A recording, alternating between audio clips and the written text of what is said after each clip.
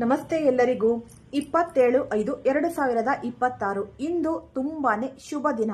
ಏಕೆ ಅಂದ್ರೆ ಇವತ್ತು ಪುರುಷೋತ್ತಮ ಏಕಾದಶಿ ಇರೋದ್ರಿಂದ ಆದಷ್ಟು ನೀವು ಈ ಏಕಾದಶಿನ ಯಾರೆಲ್ಲ ಆಚರಿಸ್ತೀರಾ ಅವರ ಕನಸುಗಳು ನನಸಾಗುವ ಟೈಮ್ ಅಂತಾನೆ, ಸಮಯ ಅಂತಾನೆ ಅನ್ಬಹುದು. ಯಾರು ನೀವು ಈ ನಿರ್ಜಲ ಏಕಾದಶಿನ ಮಾಡ್ತೀರಾ, ಈ ನೀರು ಕೂಡ ಈ ಸೇವನೆ ಮಾಡ್ದಲೆ ಅವರಿಗೆ ನೀವು ಏನೆಲ್ಲ ಕನಸು ಕಂಡಿರ್ತೀರಾ ಅದು ನನಸಾಗುವ 100ಕ್ಕೆ 100 ಪಟ್ಟು ನನಸಾಗುವ ಈ ಶುಭಗಳಿಗೆ ಶುಭ ದಿನ, ಶುಭ ಸಮಯ ಅಂತಾನೆ ನಾವು ಅನ್ಬಹುದು.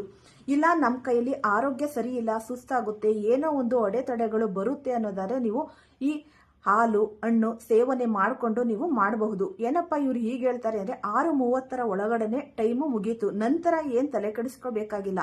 ಆದಷ್ಟು ನೀವು ಈ ಸಂಜೆ ತನಕನೂ ಈ ಏಕಾದಶಿನ ನೀವು ಆಚರಿಸಬಹುದು.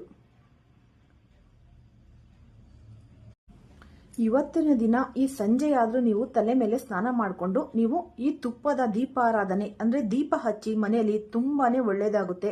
ಓಂ ನಮೋ ಭಗವತಿ ವಾಸುದೇವಾಯ ನಮಃ ಅನ್ನೋ ಮಂತ್ರವನ್ನ 108 ಬಾರಿ ನೀವು ಜಪಿಸಿದ್ರೆ ನಿಮ್ಮ ಎಲ್ಲಾ ಕಷ್ಟಗಳು ಕರಗಿ ಹೋಗಿ ಮಂಜಿನಂತೆ ನೀವು ಏನೆಲ್ಲ ಅನ್ಕೊಂಡಿರ್ತೀರಾ ಅದೆಲ್ಲ ನಿಮ್ಗೆ ಈ ಜೀವನದಲ್ಲಿ ಸಿಗ್ತಾ ಹೋಗುತ್ತೆ. ಇದು ಸುಮಾರು ವರ್ಷಗಳಿಗೊಮ್ಮೆ ಬರೋ ಏಕಾದಶಿ, ಅಪರೂಪದ ಏಕಾದಶಿ ಅಂತಾನೆ ಅನ್ಬಹುದು. ಆದಷ್ಟು ಯಾರಿಗೆಲ್ಲ ಸಾಧ್ಯವಾಗುತ್ತೆ ಅವರು ಈ ಏಕಾದಶಿನ ಆಚರಿಸಬಹುದು. ಆಚರಿಸಬೇಕಾದ್ರೆ ಆದಷ್ಟು ಇವತ್ತು ಈ ಬೇರೆಯವ್ರ ಬಗ್ಗೆ ಕೆಡಕ್ ಮಾತಾಡೋದು, ಬೈಗುಳ ಇದನ್ನೆಲ್ಲ ನಿಲ್ಲಿಸಬೇಕು, ಸಿಟ್ಟು ಮಾಡ್ಕೋಬಾರದು.